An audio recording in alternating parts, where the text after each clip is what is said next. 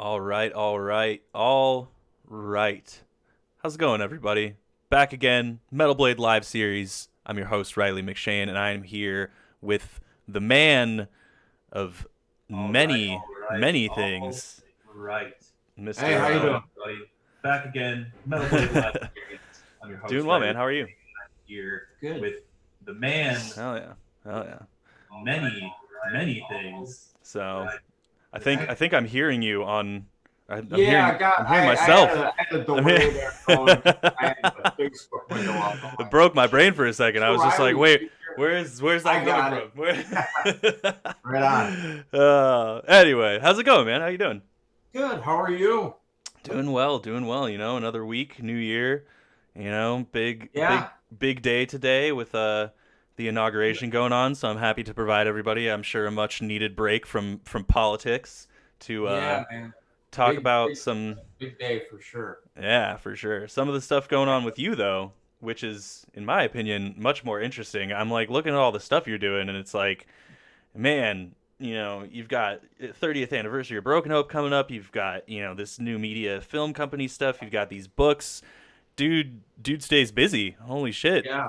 It's actually the 30th anniversary of our debut album, Yeah. Swamp Core. Yeah, Yep. this year. And yeah, time flies. That's no joke. Sounds cliche, Yeah. That's but, for sure, man. Just can remember like yesterday, Yeah. signing a record deal. And So- get ready. So Go tell us a little bit more about that, like your history with Metal Blade, and how that kind of came about. I feel like the stories from that period of time, late '80s, early '90s, up until like the 2000s, are always just like so much more magical than like your standard record signing process these days. What was it like to be around in the scene like in that period of time? Obviously, Swamped and Gore is a pretty well-known, influential album to the metal scene in general. So, yeah, man, give us a little bit of insight if you could. Well, when I answer these questions, I in 2021, I always feel like old man Wagner because I go down this memory lane and I began, explaining how Broken Hope formed in 1988, and we were trying to make a name for ourselves through what was known then as tape trading. You would, trade your demo tapes to other bands and fanzines around the world. Right. And so, we did a couple of demos and started tape trading. And I always give props to Ross Dolan of Immolation because they were like huge underground death metal band. I'd always see him in all these fanzines around the world and stuff. And Ross is always really cool as a friend and kind of an advisor to what you should do with your demos. And he gave me a big list of fanzines all over the world to send to, which I did. And then that kind of started getting a little bit of an underground buzz, on Broken Hope. And back then, just there were tons of bands, tape trading that I still have their, I still collect or have a bunch of demos from back then. So it was like Immolation, Incantation, Mortician, Deceased, band called Ex Mortis, Ex Mortis. Ripping Corpse. So Suffocation. Everyone had demos, and that's kind of how we all started, And then with demos and tape trading and getting exposure in fanzines, the other thing, the dream was to get a record deal, and your demo was what you sent to A&R guys. And I remember, back in the day, Century Media, I think they formed same year Broken Hope did in 1988. So Frank Watkins of Obituary, rest in peace. He was always really good to me, and he's like, hey, there's this new label called Century Media. I met the owner, Robert Kampf, because we just toured Europe, and we had this band Demolition Hammer open up for us, and they're on this label Century Media. I'll give them your demo. So I know, Century Media got it way back then. They weren't interested. Nuclear Blast, they were just a little fledgling label out of Germany. Yep. Sent it to Metal Blade, our first demo, and we got a nice letter back saying they weren't interested. I think I still have that letter somewhere because I collect everything. But then we did a second demo and shopped that around, and we got a record deal with a label at the time called Grindcore International Records. Oh, yeah. And 30 years ago, this November will be when our first album, Swamp and Gore, came out. And right after that came out, we did like regional shows, little mini tours and stuff. And the album actually did real well. Like back then, so like 10,000 copies within a year, which nowadays that's pretty good. Yeah. I don't even know if we even sell that now. Yeah, for sure. I mean, but a lot of that I think also had to do with our connection to the underground, right. To this day, like I always take pride not forgetting where I come from, Absolutely. I really still keep one foot in the underground, and all those underground death metal fans really embraced that first album. And then the following year, 1992, we played Metal Fest 6, I think it was, Milwaukee Metal Fest 6. Right. Great show. It was at the Mecca Arena. There's several thousand metalheads. King Diamond introduced us. Hell yeah. I was like, I couldn't believe that happened. But when we played, we just kicked ass, and just so happened that like Marco Barbieri, who used to be the A&R guy at Metal Blade back in the 90s. Yep. He was there. I think Slagle was there, and they were just really impressed with us live. And then we only had a 1 album deal with Grindcore International, so we quickly did a demo that was never released, just for labels, of a few songs that would later appear on our second album, The Balls of Repugnance. Sent that to Marco at Metal Blade. He liked what he heard, and then that's really when we signed to Metal Blade. And then Metal Blade re-released Swamp and Gore, Mm-hmm. and the rest is history. So Yeah. like the 90s literally were, that decade was our Metal Blade years, and was the decade that we put out 5 albums. We were always consistently trying to go bam, bam, bam, bam. So but yeah, it was just different world, again, not just tape trading and underground and trying to get your name out, versus today, where it's really, bands have a lot more accessibility to just bam on a global level. Here's our band, and Mm-hmm. all this stuff there. And I just, that blows my mind, because I used to, lick envelopes till my tongue fell off, and went broke sending shit through the mail to get the name out. But that's what we did. And yeah, man, just, I have so many fond memories though, those early days. Like I couldn't even, like I still to this day think about things that impressed me as a young man, like early 20s. From the Midwest, we're from the burbs of Chicago, and so like going on tour and having an album out and all this stuff, these were all like surreal things to me, because even being on Metal Blade Records, because so many bands I loved were on Metal Blade Records. And I'm a teenager in high school reading every metal magazine in study hall, seeing all these bands, and just like going to Hollywood, playing the Whiskey A Go-Go on tour, which we did like 1994. I couldn't believe I was playing the whiskey. I remember we got in town the night before.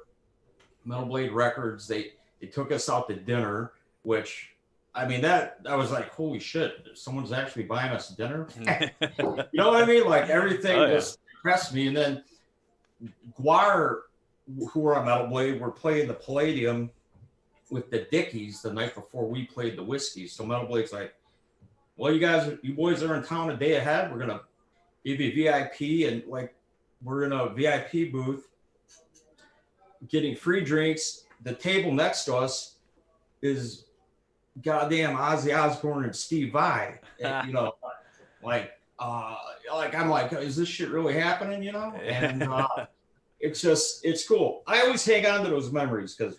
Oh yeah, dude. I mean, like, they're great.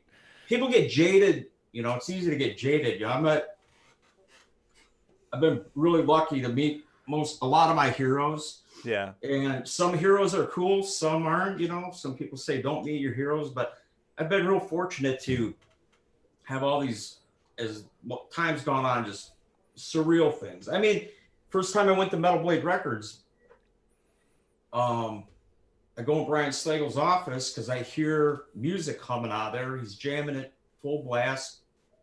And this is when they were in Simi Valley in the 90s.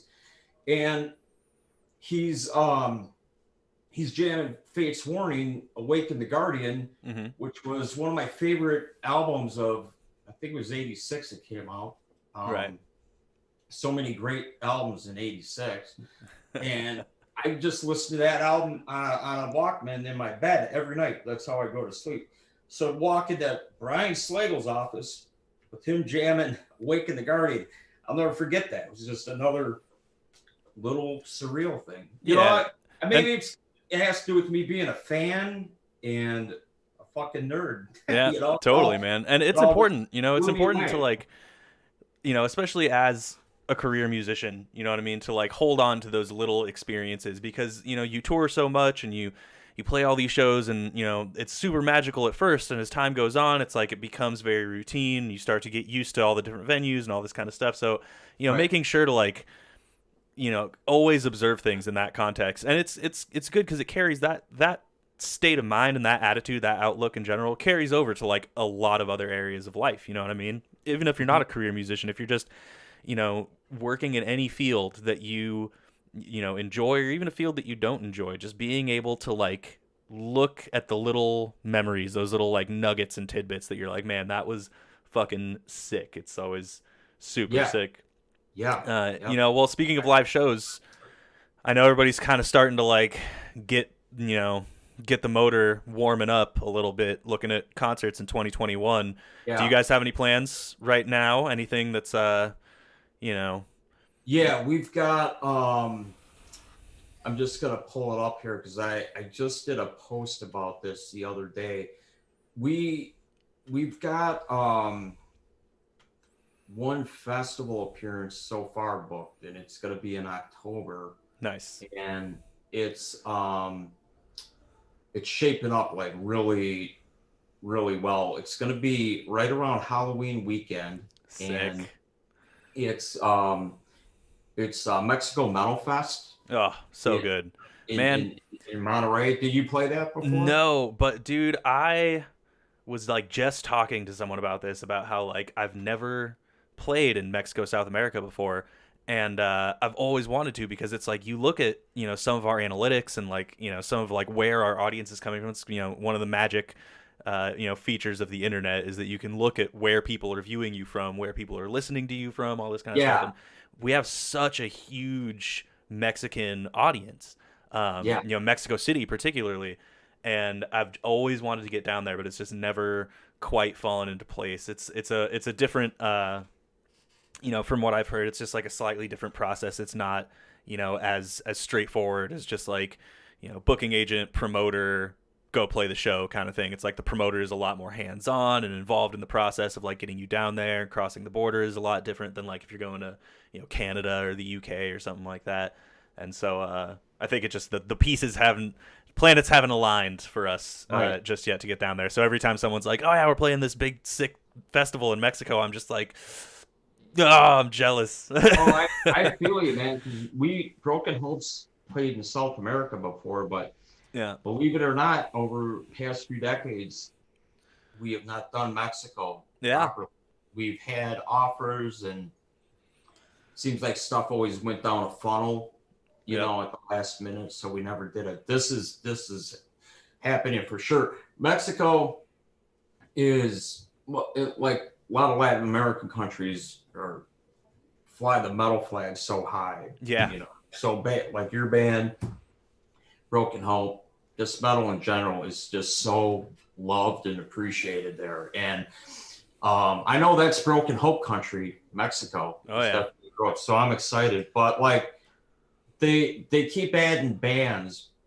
I'll just share this with you quick. Like recently they added At the Gates Nice. and Napalm Death. Oh. So this is the first night. There's 2 nights. So Septic Flesh are headlining. Oh, They're a great fucking stacked. band. We played with them once. They're awesome. Yeah. Cradle of Filth, Coroner, Nervosa, Toxic Holocaust, Jungle Rot, Fintroll, Dude. Phobic, Vader, Napalm Death, At the Gates, Nargaroth, Death to All. Oh, sick. Some local bands. And then the next night's like Creator, Mayhem, Satyricon, Dismember, Sodom, Destruction, Immolation. Dude. So it's like an old school death metal bonanza. On and on. It's like fucking great. So That is anyway, so fucking sick, man. Well, and then we're gonna celebrate that 30th anniversary of Swamp and Gore. I don't know, depending on time, I don't know if we're gonna play like the whole album live. right. That we talked about doing that, but we will play a good amount of it, and we're just gonna just have a great time. We're really honored to be playing for Mexican fans. Oh yeah. With all these great bands. So that's all we got though. That's in October 29th. Right. So speaking of Swamp and Gore, not to bring the show down, but I just want to mention today's the 11th anniversary of our original singer passing away, Joe Right. Pijak. So I just want to give a shout out to Joe in the memory of Joe Thychek. Yes. He's always in my heart. And, we formed Broken Hope together with Ryan Stanek, our drummer, who's also no longer with us. And so I always think of those guys. But anyway, I just wanted to mention it because today's a special day. Not to mention the inauguration. It's my head's been spinning all day. So. Yeah, man. It's a lot going on for sure. Yeah. Well, I have a question from a fan here. Speaking of playing live shows and doing the anniversary and all that stuff, Dan Hull wants to know, what are the chances of a Broken Hope live album and a timeline on the release of the reissues? I know the timeline stuff is a little bit tricky to get into in a live, video cast kind of thing. That's all kind of behind the curtain type of shit. But as far as like, has a live album ever kind of crossed your mind, especially with like this anniversary coming up? We did release. We actually released a live album in 2015, and I don't know what the availability is on it because it kind of was thrown out there by Century Media, and then it was quickly off the radar. And then Century Media's had a lot of things happen since they sold to Sony, right? Whatnot. But we do have a live album, not on vinyl, it's just CD. It's a digipack. It's called Live Disease, and it was Broken Hope at Live from Brutal Assault. Nice. I think we recorded it in 2014, released it as a live album in 2015. And it also came with a companion live concert DVD that was pro shot at the same concert. Hell yeah. So that said, I don't know. I should look into re-releasing it because I gave it to Central Media for free. So yeah, I want it. So we'll see. Maybe Bella Blade can put it out. Yeah, put it out on vinyl. It had really has really cool artwork too by artist Mark Rudolph. Who hell yeah. does a lot of stuff for Decibel Magazine and Metal Hammer and he's really awesome. But other than that, the other question was reissues, right? Yeah. So with the reissues, that's something I'm actually talking to been talking to Tracy Vera at Metal Blade about, because I know there's a couple albums that are out of print. Mm-hmm. Bowels of Repugnance, which is one that fans are pretty rabid about, and they just can't get it. So my offer to Metal Blade was to take all the back catalog, remaster it all. Right. Like I would take that on at a studio, get it remastered, and then re-release the entire back catalog. Obviously remastered, sounding great, with vinyl editions of everything properly and authorized, and with bonus content, you know, whether it's unreleased demo material. We do have some other live material that's never been released. Photos, you know, the whole 9 yards. Like this, we would do something cool. Another thing I thought of too was doing something. This is like a fantasy. We'll see if it ever happens, but I call it the broken box. Yeah. It would be every album we've ever done in every edition, you know, vinyl, CD, and then like we have a couple concert DVDs. We got there's a Broken Hope documentary that came out in 2013, I think, with the Omen of Disease album. It was like a bonus movie, independent documentary on the band at the time. Right. And that's when we were celebrating like 25 years anniversary. So get all these DVDs and albums and a bunch of bonus stuff, maybe do a box thing. So that would be rad. I'm full of ideas, but it really is paramount to me to get that back catalog reissued. Yeah. For the fans, and really do it right, and absolutely make it special. You can re-release your albums a million times. I mean, shit, Iron Maiden's done it, you know, 100 different ways, 100 different labels. But we haven't done it so much like that. And with the Broken Hope archives and everything I keep, I mean, you know, I tell people Broken Hope's my baby. Yeah.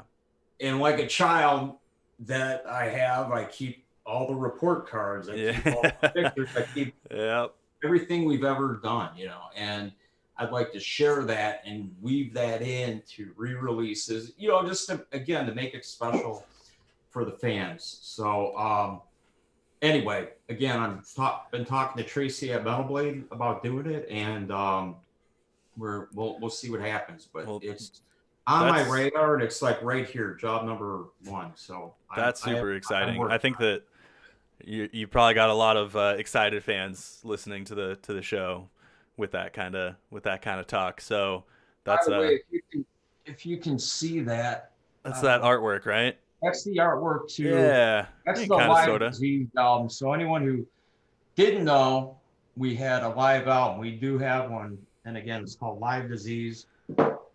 Live at Broken Hope Live at Brutal Assault, and again, it comes live concert Blu-ray. And for those of you watching, that link, if it's not in the chat already, should be or should be soon, a link to that live album that we have going on. Also, obviously, to keep up on, you know, if you're watching this through the Metal Blade properties, all of Jeremy's socials are right below us. You know, so make sure to follow him to keep posted on what Broken Hope is doing. So shifting gears just a little bit, you know, you mentioned before we were live that you do like full-time novels and screenplays and all that kind of stuff. I have a little bullet point here that says new media and film company ? So outside of the Broken Hope world, which, you know, obviously there's a lot of grand plans for, you know, what are these other things you've got going on? It looks like you've released a couple books, Rabbit Heart and the Armageddon Chord, which like both Man, just based off the titles, I know that it's like right up my alley. I'm such a nerd when it comes to, fantasy literature and all that kind of stuff. Yeah, I'm like a big old dork on that stuff. So, what are you working on in that realm? I've got a new horror novel that's done, that I'm editing right now, Sick. and I want to get the actual edit is done. Imagine like a ream of paper, 500 pages that are printed out, and every page has got red slashes and shit through it. Yeah, I just totally. gotta take those changes, put them into the Word document, then I can give that to my agent.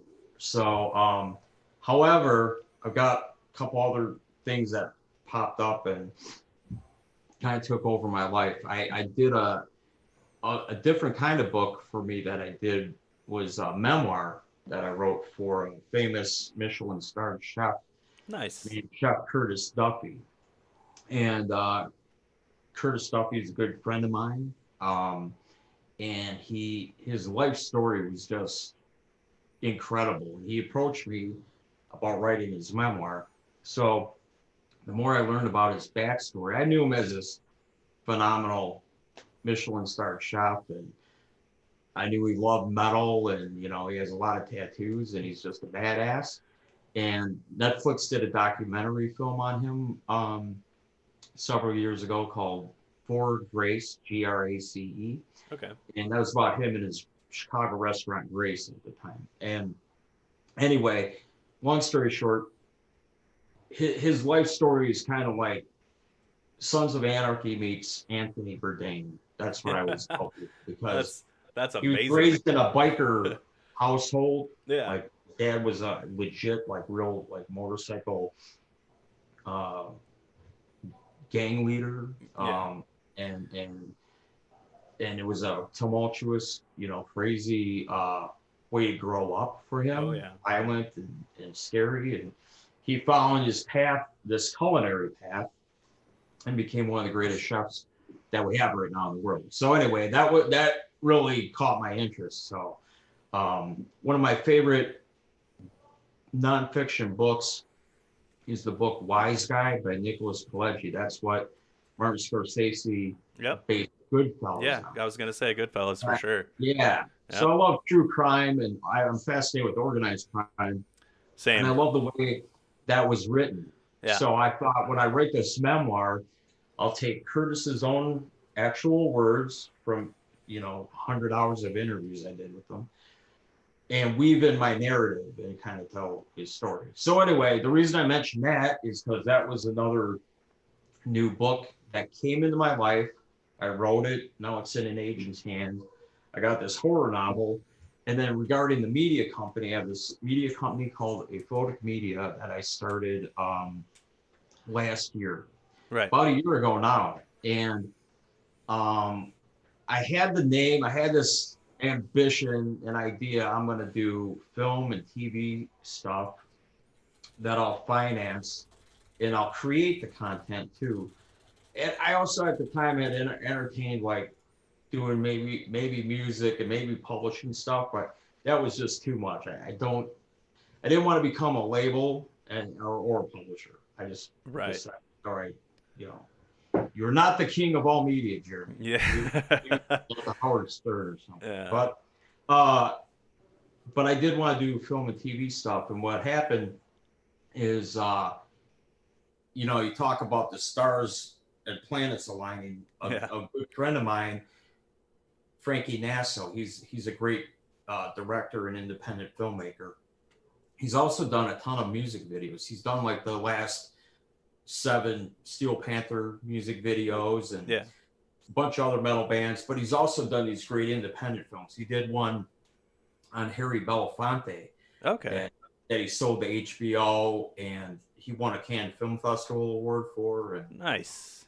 he's awesome. So Frankie came to me and said, I want to work with you in some capacity. We've been friends for 20 years. I love your books, and I know you create stuff. I said, I actually have this company I founded, Aphotic Media LLC, and I want to create film projects. So he said, you write and create, and I'll take it as your partner and we'll sell it. So to that end, we got like a reality TV thing that's almost in the can as far as a sizzle reel.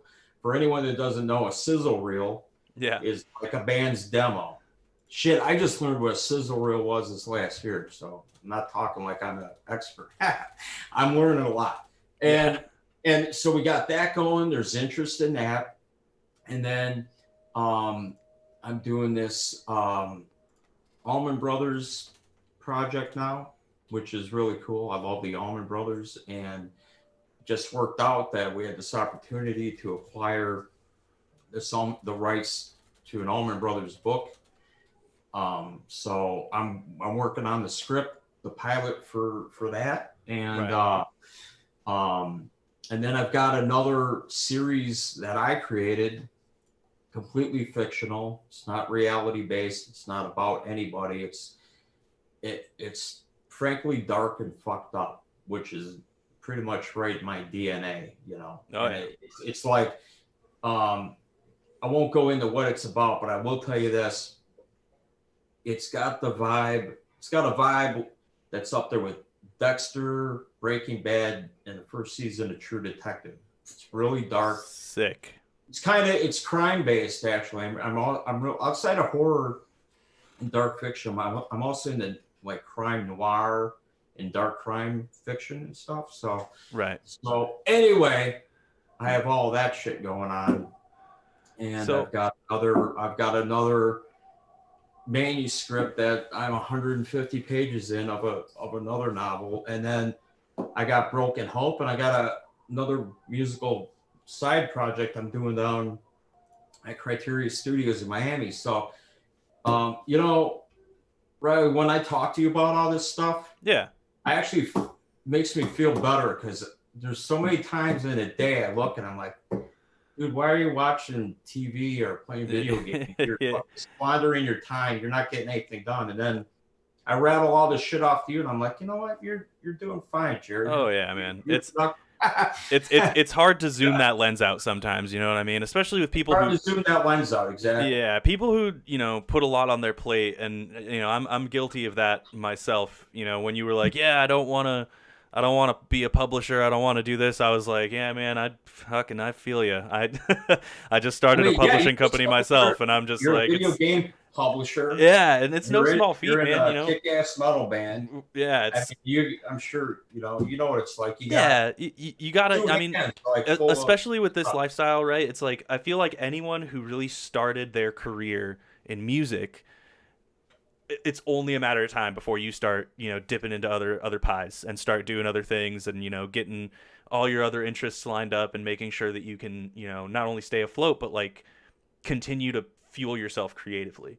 So, yeah, it's definitely it's easy sometimes to like hyper focus and be like, well, this one thing that I'm doing is moving more slowly than I'd like it to, so I'm a failure. So I definitely know that feeling. But yeah, man, you're definitely doing a lot. So I'm trying to find a website here to link some of our viewers for your aphotic media thing. Do you have? I do. Yeah, all right. So the aphotic name is that actually this is probably only our second time I've mentioned the name. So we have the website, all social media stuff is like set up but waiting to launch. Right. That's how new it is. So I don't have a link yet, but okay. Gotcha. As soon as well, everything's ready, I'll be posting it. Well, even more of a reason to follow Jeremy at the links down below to keep an eye on that. And when all that stuff launches, I'm sure you'll make it very public. So that's super exciting stuff. I appreciate you asking. Yeah, dude. Of course. Glad to have you on the show. So I have one more question, it looks like, from a fan, and then I'll let you go since I've kept you here for almost 45 minutes. So you've kind of sort of already answered this, but Jeffrey Kornfeld wants to know, will there be a Swamped in Gore 30th anniversary show? Yeah.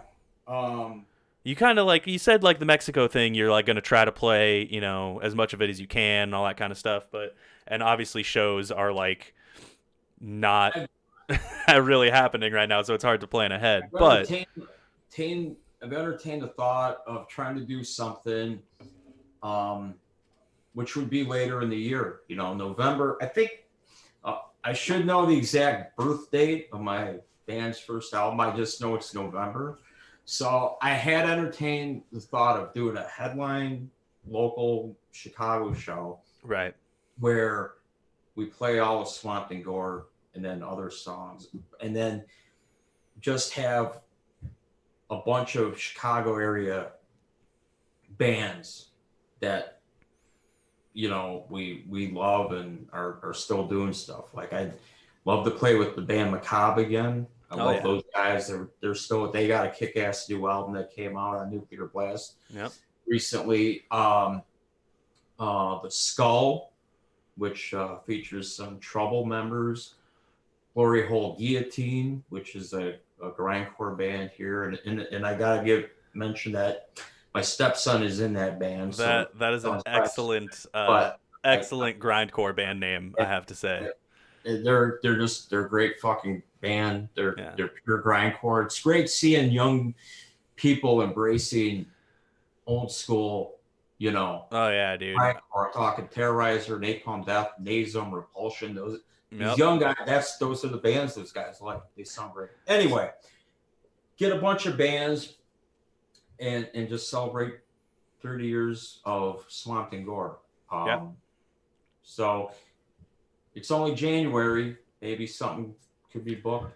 Yeah, man. And things are being booked so far ahead now. You know what I mean? Like, it's like we have our first wave of vaccines going out, right? To like frontline workers and people over 75, healthcare professionals, all that kind of stuff. But it's like it's hard to tell even when the public vaccine, which is really the first step towards getting everything back to normal, is going to be available, whether or not it's this summer or this fall or whatever. So it's like everything's being so far planned ahead. Like I just had a call with Allegion's manager this morning planning stuff for January of next year. And I'm just like, Jesus Christ. So it's hard to say. I always kind of feel bad when I pop these do you have any plans for this show and that show kind of questions on guests, especially now, because it's just like, man, there's no telling. It's like we could all plan until the cows come home, but it's like at the end of the day, who knows?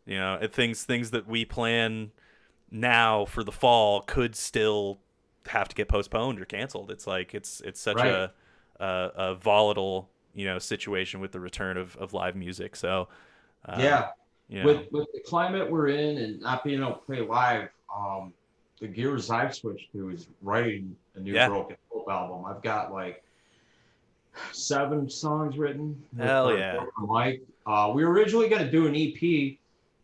That was our plan. And I got to drop again the name Tracy Vera, my big sister. Yeah. She's like, dude, it costs labels as much to do an EP as it will a full-length album. And you can give the fans not only more music, but you can do all the different vinyl colors. You can do this, that. So I'm like, you know what? Yeah, you're right. I'd rather give the fans their money's worth. And shit, now it's 2021. So it'll be 4 years this year since our last album, Mutilated and Assimilated, came out. Right. So time for another full-length album. And so I've been on it. So that whole thing, man, is your glass half full, or when the world gives you lemons, all that shit. Trying to make music now because the band can't play live. I have no excuse. I can't say, well, I got prepared to go on tour and blah, blah, blah. It's like, shit, we're sitting on time being held hostage till all bands can hit stages again. Exactly. And that's the thing. It's like all you have is time. Most of it, make some new music. Yeah, absolutely. It's like, I feel like a lot of bands kind of switched gears into that mode where it was like, fuck, we'd love to write a new album, but we have all these tours coming up and all this other stuff. It's just hard to find the time. And now it's like, well, we're all stuck at home. Might as well get a new album cranked out. I feel like a lot of people are adopting the strategy, which is something that I know, Allegion and a few other bands kind of in our sphere are doing, which is like write more than an album. You know what I mean? Like write enough to record one big session and have like 15, 20 tracks just ready to go. Yeah. So that it's like, you have your album and then you have singles for the next year or two. Like you just Exactly. yeah. So it's just like, just get it as much as you can done while we have this downtime. Cause That's man, when touring comes back, we're all going to be busy fucking guys. So there's gonna be like a tsunami wave of yeah. concerts and tours and shit, because a lot of bands who need to tour as their livelihood are gonna fucking jump right out of the gate and get going. But billions of fans on this planet are being denied live shows, and that's the live show experience. It's life-changing. It's what it's all about. What you fucking love to do. It's people's favorite pastime, going to shows. So it's going to be really incredible, I think, when it all comes back. It's really going to be overwhelming. You won't know what fucking show to go see. That's what I think, and that's what I hope. Yeah, it's definitely going to be a magical time for sure. I'm looking forward to it, just because it's going to be anytime you release the floodgates on anything, really, you know what I mean? Anything that's been held back for a while, and it's like, it's an age-old marketing strategy that people do on purpose in like big industry, where it's like you hold it back and you hold it back and you hold it back and you hold it back, and then when you finally just let it all out, it's like you get huge waves of people just flocking. And the fact that like this isn't on purpose and isn't an intentional strategy, and is something that it's just people just have to do because that's just the state of the world right now, I think just adds more to that anticipation. And when things finally come back, like you said, it's going to be like, fuck man, I don't even know what show to go to. There's so many of them. So I'm personally excited for that. The competition's going to be a little fierce, but we're all friends. You know what I mean? It's all family, and it's all love when it comes to metal. So I want to see you guys play live, man, because I got most of your albums, and your technical level of playing is like fucking up here. I just want to see what that's like live. I have not had the pleasure of seeing you yet, other than listening to you guys. Yeah, but it's a tough balance, man. I've always found, because I'm in a couple other bands and have played with bands my whole adult life, and it's just like sometimes things get so technical that all the guys can do is just fucking stand there and like, oh, just and so. Sometimes I'll go to tech death shows and be like, man, I love this music so much, but the live energy is a bunch of dudes just kind of standing there because they have to focus so hard on what they're playing that it's like hard to like put on a show. And so I feel like with Allegion, we've always tried to like be conscious of that and like make it like, when one guy's playing a solo, the rest of us need to be rocking the fuck out, because it's he's gonna be standing still. So yeah, man. Well, I appreciate that. Track, I got a question. Do you do the track? And apologize if I butcher the pronunciation of this. Yeah, no worries. Perseus. Yeah, that's the first song I heard from you guys, and I think, was that before your time, Ryan? It was. I did not record the vocals for that song. So I just remember being in my car one day, and that song came up on Liquid Metal, and it just blew me away. I'm like, it's fucking like these minor keys, and the shit was just, I never heard anything like it. And I do this safely, mind you, while I'm driving, but I'm like, I grabbed my phone to try taking a picture on the display screen of what the fucking song was. Right. When I first picked you guys up and heard you. But hell yeah. Yeah, we play that song. Before you started, I love it. The new album's great. And Thanks, again, those cover tunes you guys do, Subdivisions and Roundabout. Letting our prog nerds shine a little bit. I love it. I have eclectic taste, so I love those bands. Same, man. When we were deciding whether or not to do Roundabout, a couple of the other options on the table were like old Genesis songs, and I'm like a huge Peter Gabriel era Genesis fan, and my guitar player is more on like the Phil Collins side of things. And so we just like could not come to an agreement. We're like, we need to pick a different band because I want to do like Dancing in the Moonlit Night, and you want to do like, you know, not that. So let's pick something else. Because right around Thanksgiving, I had Charlie Benante of Anthrax, good friend of mine. He him and his family spent Thanksgiving with us in Miami Beach. His birthday too is the day after Thanksgiving, so we were like doing a double thing. But at night, one night, we're playing through the stereo songs off Bluetooth, random, and he goes, "Do you like Genesis?"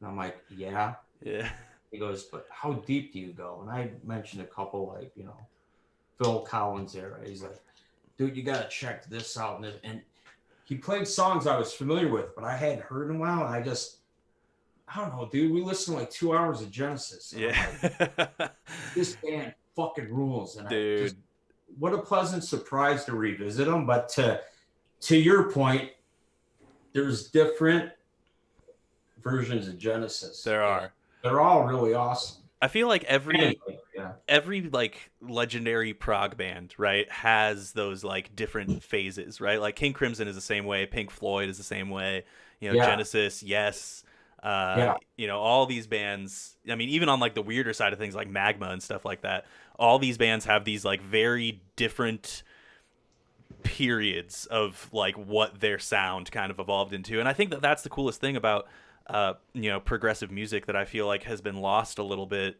in recent, you know, progressive circles, is that it's like, that's why it's called progressive music, because you're constantly progressing your sound into like new different things. Like if you release 2 albums that sound the same, like, are you really being like a prog band? You know what I mean? Like, that's kind of always been my philosophy with it. So I love being like, let's go listen to, you know, Saucerful of Secrets, and then go listen to Animals and be like, how is this the same band? Like, it's always super awesome. It's funny you mentioned Magma, because I never had heard of them before until we did a festival in France, and Magma was on it. Right. We were doing a tour with Cattle Decapitation.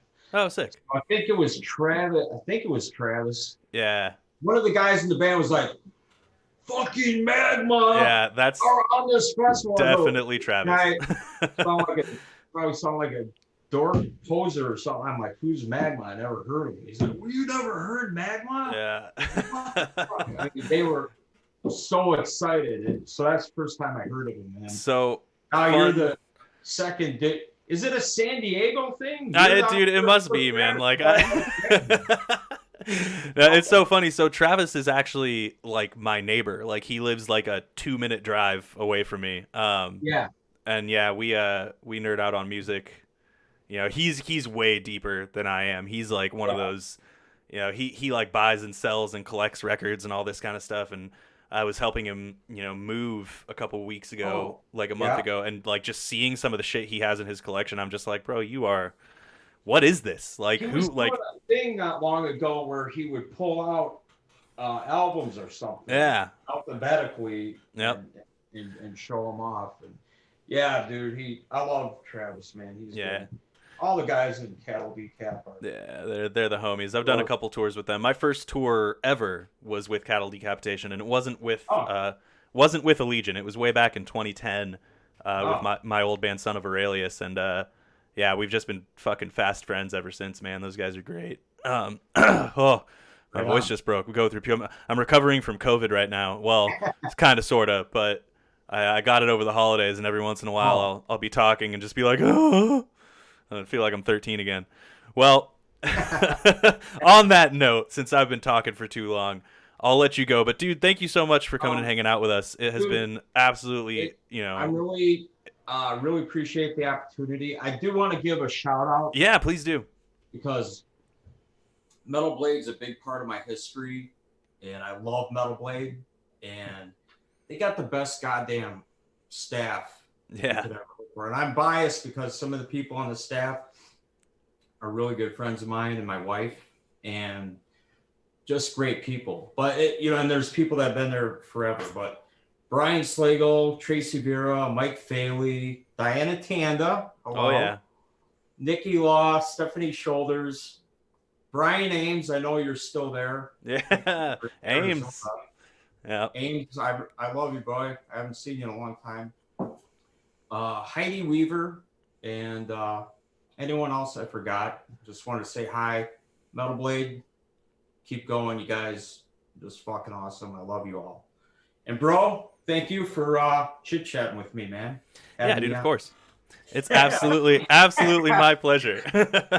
It's been enchanting, man. I'm definitely gonna go pick up a couple of your books and you know that's the coolest thing about hosting these things for me, man, is that sometimes I'll get to interview people who it's like, obviously I know, you know, Broken Hope and I know all this, you know, stuff that you've done in music, but it's so cool to be able to like get exposed to all these other things that, you know, all of us creative types like to jump into. So I'm very excited to you know. I've seen your song titles, read some of the lyrics, and I would strongly suggest maybe checking out my first novel, The Armageddon Chord. Yes. You got this guy like Steve Vai. Yeah. Who transcribes ancient song from hieroglyphics, and when he plays it, that opens a gate to hell, and yes. hell on earth. And the only way to fight Satan is to play a song on a guitar that was made from the true Holy Cross. Yeah, yes, dude. I watched a little too much of I don't know, the movie. If you also ever saw the cartoon Rock and Roll, yeah, or the movie Crossroads. Oh yeah, I think that's what influenced me as a youngster, and I wrote the Armageddon Chord. Dude, anyway, so sick. I'm ready for it. And then Rabbit Heart is my most recent. Hell yeah.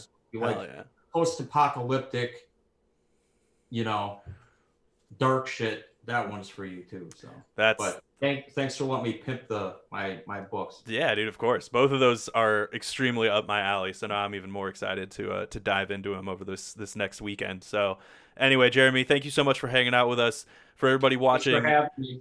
Yes, for everybody watching, as I've mentioned a few times, follow Jeremy down below on these social media links, and you know, make sure to keep up with what he's doing with Broken Hope, with his writing, all the other awesome stuff that he has planned. And we will catch you next time. I'm Riley McShane, host of the Metal Blade Records live series, and we will see you next week.